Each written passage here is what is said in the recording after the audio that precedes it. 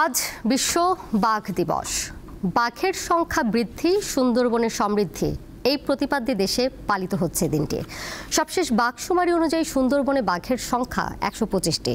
আবাসস্থল নিরাপদ রাখা গেলে পরবর্তী শুমারিতে এই সংখ্যা ১৫০ ছাড়িয়ে যাওয়ার আশা বন বিভাগের।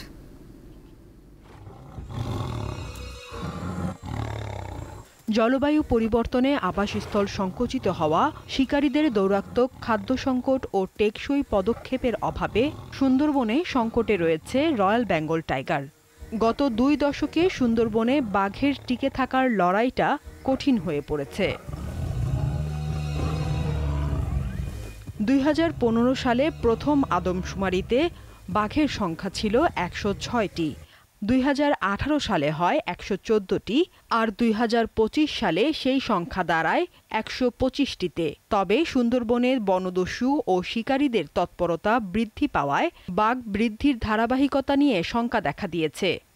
ভোলা নদী ভরট হয়ে গেছে, ভরট হয়েছে মন্তর বন্যপ্রাণী ধরেন শুয়ার, হরিণ, ওই বাঘ এই সপ্তাহে লোকালে চলে আসলে আমরা এটা উদ্ধার করিয়ে দিই, আবার সুন্দরবনে ফিরিয়ে দিই। বিটিআরটি, ওয়াইল্ড টিম, সিপিজি এবং বন বিভাগকে খবর দিলে বন বিভাগ এখানে এসে এই বন্যপ্রাণী উদ্ধার করে সুন্দরবনে অবমুক্ত করে দেয় এবং বাঘ আসলে বাঘ তাড়িয়ে সুন্দরবনে ফিরিয়ে দেয়। সাধারণ পাবলিকরা কিন্তু বাঘ নিধন করে না, কিন্তু এই বাঘ কারা মারে? বাঘ মারে মূলত বনদস্যুরা। তাদের কাছে অস্ত্র থাকে, তাদের যে সেই শক্তি প্রয়োগ করে কিন্তু তারা বাঘ মারে।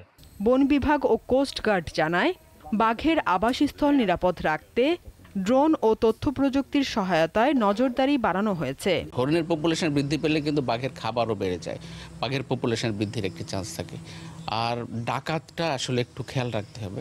সরকার কাজ করছেন, 20% বাঘ বৃদ্ধি হওয়া কিন্তু কঠিন কিছু না। আমরা মনে করছি এই বছর ১২৫টি আছে, আগামীতে ইনশাল্লাহ হয়তো ১৫০টি দেখতে পারবো। অভিযান চালিয়ে বিপুল পরিমাণে অস্ত্র, গোলাবারুদ, হরিণ ও বাঘ ধরার ফাঁদ উদ্ধার এবং ডাকাত দলের সদস্যদের আইনের আওতায় আনার কথা জানিয়েছে কোস্ট গার্ড।